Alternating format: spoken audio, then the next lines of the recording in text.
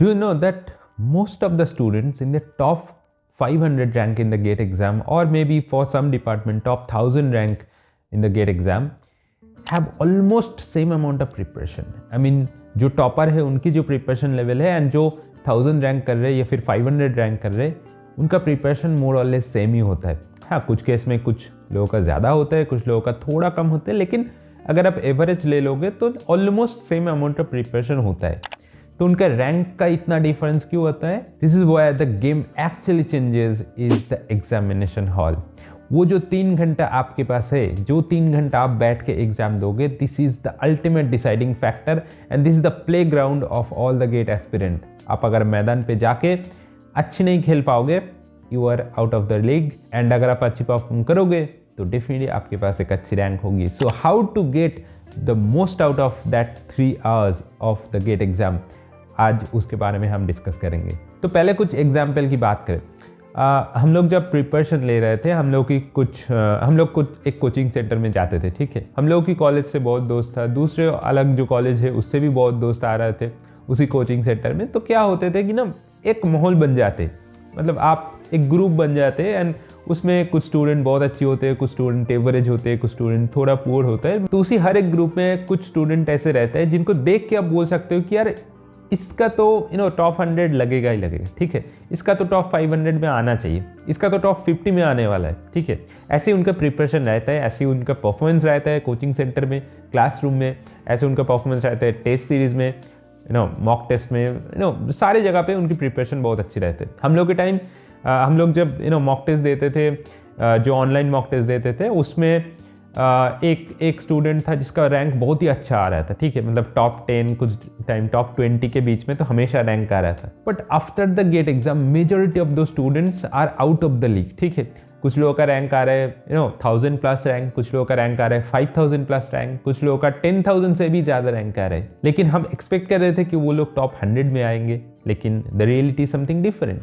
तो what is the ultimate factor that decides कि आपका रैंक क्या होने वाला है ultimately, and that is called the 3 hour of the entire GATE examination. So that's why those 3 hours are the most precious hours. आपकी इतना दिन का प्रिपरेशन, आप चाहे 1 साल प्रिपेयर करो, आप 2 साल प्रिपेयर करो, आप 6 महीने भी प्रिपेयर करो, आपकी अल्टीमेट डिसाइडिंग फैक्टर होगी वो 3 घंटे. उसमें अगर आपकी नर्व आप ठीक नहीं रख पाओगे, आपके टेम्परमेंट ठीक नहीं रख पाओगे, आपकी कंसंट्रेशन उसमें ठीक नहीं है, आपकी थॉट प्रोसेस उसमें ठीक नहीं है, आपकी मेमोरी ठीक से काम नहीं कर रहे, obviously you are out of the league. ठीक है, but meanwhile as the GATE exam approaches, आपको आपकी परफॉर्मेंस की एनालिसिस करना is the most important factor. And that's why PrepLadder is here to bring you the free mock test that is called the Get Prep Test. तो आपको उसको access करने के लिए क्या करना है? Just take out your mobile and download the PrepLadder app. कहाँ से डाउनलोड करना है?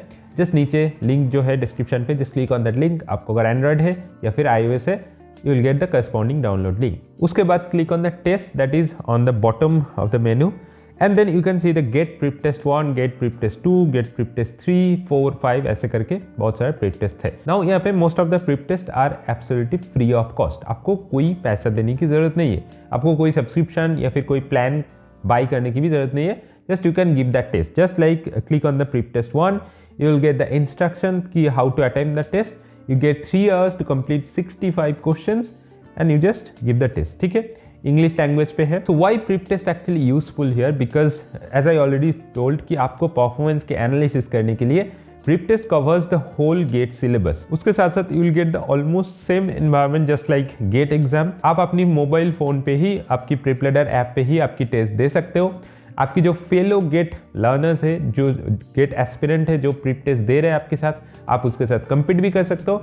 And after the exam is over, आपको एक बढ़िया detail solution from the best faculty team, जो गेट ड्रीम टीम कहते हैं PrepLadder के अकॉर्डिंगली, उसके पास से आपको एक error free and the best quality solution मिल जाएगा. And you can take the test from anywhere and any time before the actual GATE 22 exam. So there are only few days left for the upcoming GATE 22 exams. तो hurry up before the exam comes and download the PrepLadder app from the description link. तो मैंने बहुत लोगों को ऐसे देखा था, मेरा दोस्त लोगों को देखा था, मेरे जूनियर को देखा था, मेरा सीनियर को भी देखा था. एंड अगर मेरा केस की बात करूं, मैंने फर्स्ट अटेम्प्ट में मेरा 800 रैंक आया था.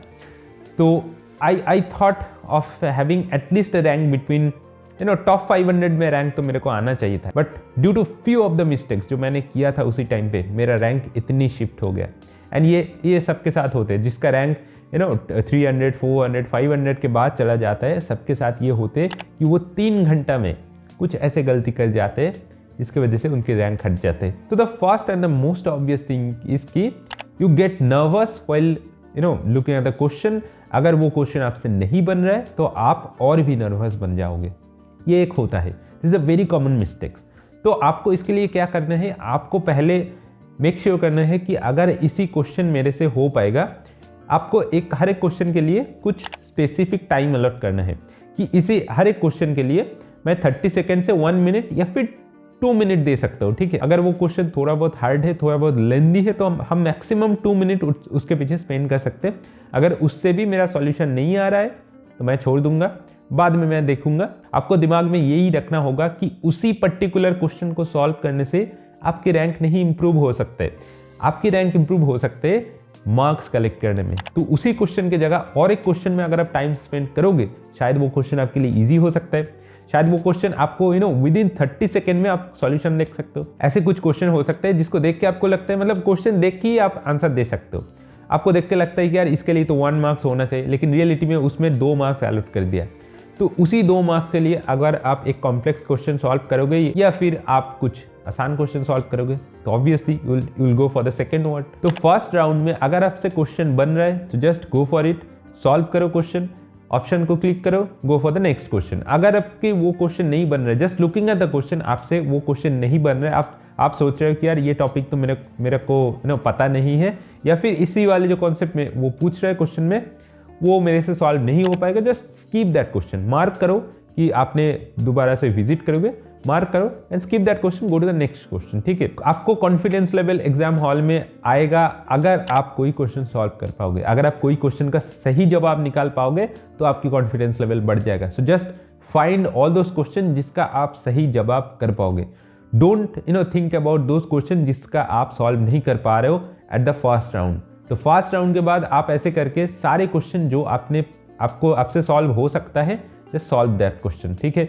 आपको कोई घबराने की जरूरत नहीं है, there are plenty of time. 3 घंटा काफी टाइम होता है, ठीक है। एंड जस्ट आपको 65 क्वेश्चन मिलेगा, उसमें से आप मान लो 25 to 30 क्वेश्चन आप देख के ही आंसर दे सकते हो। आपको कोई एक्स्ट्रा मेहनत करने की जरूरत नहीं होगा। तो बाकी जो 30 क्वेश्चन होगा, बाकी 35 to 30 क्वेश्चन जो होगा, उसमें थोड़ा आपको कैलकुलेशन करने की जरूरत है। कुछ क्वेश्चन इजीली कैलकुलेट कर सकते हो, कुछ क्वेश्चन के लिए आपको थोड़ा मेहनत लगना होगा, ठीक है। तो इसी करके सारे क्वेश्चन आप एक बार विजिट कर लो, आपको पूरा आइडिया हो जाएगा कि कौन सी जगह पे क्या क्या क्वेश्चन थे, क्या क्या सब्जेक्ट से क्या क्या क्वेश्चन आया था, क्या क्या कॉन्सेप्ट से क्वेश्चन पूछा, क्या क्वेश्चन आपसे हुआ, क्या क्वेश्चन आपसे नहीं हुआ, ठीक है। एक बार आपको पूरा पता चल जाएगा। सेकेंड राउंड पे आप क्या करोगे, जो क्वेश्चन आपसे नहीं हुआ, जो क्वेश्चन आपने मार्क किया, उसके पीछे ध्यान दो, उसके पीछे आपको टाइम देना होगा। अगर आप ऐसे क्वेश्चन कोई आपके पास आ जाए जिसका बारे में कोई आइडिया नहीं है आपको उसके पीछे टाइम वेस्ट करना मतलब आपकी पूरा टाइम वेस्ट हो जाएगा। उसके पीछे मत टाइम वेस्ट करो, move on to the next question. अगर आपको वो क्वेश्चन लगता है हाँ इसका कॉन्सेप्ट मेरे को याद है बट इसको कैसे सॉल्व करना है मेरे को याद नहीं है या फिर मैं नहीं सॉल्व कर पा रहा हूँ, so just try out some different method. आप ऑप्शन देखो, अगर वो न्यूमेरिकल टाइप होता है तो ऑप्शन आपको नहीं मिलेगा। अगर आपका ऑप्शन है एमसीक्यू टाइप या फिर एमएसक्यू टाइप तो ऑप्शन देखो। कुछ टाइम ऐसे होता है ऑप्शन से आपको बहुत कुछ क्लियर हो जाता है। तो ऐसे करके आप सेकेंड राउंड में जो क्वेश्चन आपसे नहीं हुआ उसी क्वेश्चन को आप ट्राई करो। ट्राई करते करते कुछ ना कुछ क्वेश्चन आपको डेफिनेटली हो जाएगा। मेरा फर्स्ट अटेम्प्ट पे मैंने यही गलती किया था कि हम लोग के जो सेट थे, अगर आप 2017 का कंप्यूटर साइंस पेपर देखोगे, एक सेट था बहुत ही सेट 1 जो स्पेसिफिकली हम लोग के सेट था, सेट 1 बहुत ही डिफिकल्ट था, सेट 2 बहुत ही आसान था, ठीक है। तो सेट 1 की डिफिकल्टीज की वजह से आपको नॉर्मलाइजेशन में एटलीस्ट 5 मार्क्स तो सेट 1 की ज्यादा मिल गए थे, ठीक है। अगर किसी का 50 मार्क्स आ रहा था तो उनका 55 हो गया था। एंड सेट 1 में एज आई सेड कि क्वेश्चन डिफिकल्ट आया था, तो डिफिकल्ट क्वेश्चन मेरे से कुछ क्वेश्चन सॉल्व नहीं हो पाया। I got tensed, I got nervous. उससे क्या होगा कि जो क्वेश्चन मेरे से सॉल्व हो सकता था वो क्वेश्चन भी मेरे से छूट गया, या फिर कुछ क्वेश्चन का मैं हड़बड़ी में गलत आंसर कर दिया। So that is also one thing कि आपको गलत आंसर मत करना।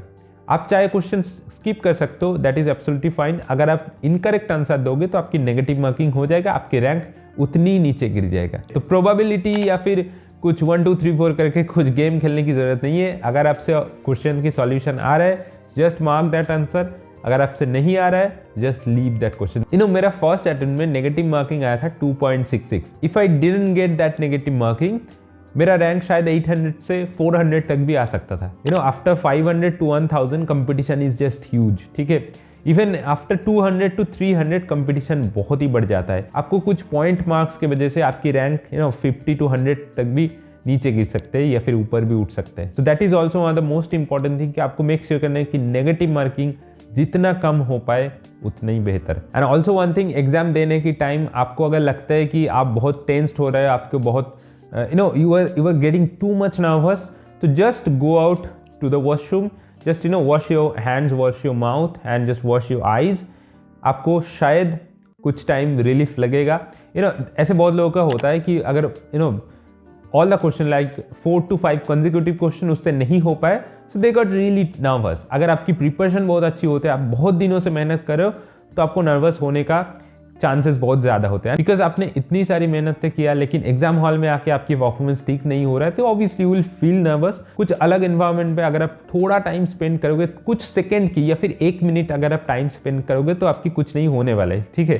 कुछ मार्क्स या फिर कुछ चीज़ आपसे लूज नहीं होने वाला है, आपसे कुछ 1 मिनट लूज होगा, लेकिन आपकी नर्वसनेस एंड टेंशन बहुत ही कम हो जाएगी, आपकी माइंड थोड़ा सा रिफ्रेश भी हो जाएगी। That is a good sign कि आपसे कुछ जो क्वेश्चन नहीं हो रहे थे उसी को आप एक बार ट्राई कर सकते हो फ्रॉम अ रिफ्रेशिंग माइंड। मैंने फर्स्ट अटेम्प्ट में ये गलती किया था, मैंने बहुत लास्ट में जाके रियलाइज किया कि मैंने बहुत नर्वस हो रहा हूँ, तो इसलिए मैंने वॉशरूम गया था, मेरे को बहुत पहले जाना था, ठीक है। मैंने सेकंड अटेम्प्ट में ये मिस्टेक्स नहीं किया। आपको होता है, आप एक टाइम पे नर्वस हो जाओगे, एक टाइम पे आपकी टेंशन बढ़ जाएगी। किसी को आप नहीं कह सकते हो कि यार इसका नर्वसनेस नहीं फील हुआ था, इसका टेंशन नहीं हुआ था, ऐसे किसी का नहीं होता है, सबका होता है, सबका टेंशन होता है, नर्वसनेस होता है। तो आई वुड बेटर सजेस्ट कि अगर आपकी नर्वसनेस बढ़ जाए तो थोड़ा 1 मिनट के लिए भी आप वॉशरूम जाओ, थोड़ा एनवायरनमेंट चेंज करके आओ, फिर वापस आओ, एग्जाम में बैठो, एवरीथिंग विल बी फाइन। तो बस just keep all this things in your mind. मैं शायद एग्जाम से पहले और एक वीडियो निकालूंगा कि आपको क्या करना चाहिए, क्या नहीं करना चाहिए। तो बस आज की वीडियो इतना ही। Make sure you hit the subscribe button for regular update and regular videos. And अगर इस वीडियो को अच्छा लगा तो डेफिनेटली एक लाइक कर देना। मिलते हैं अगले वीडियो पे with new and exciting topic. Till then take care and good bye.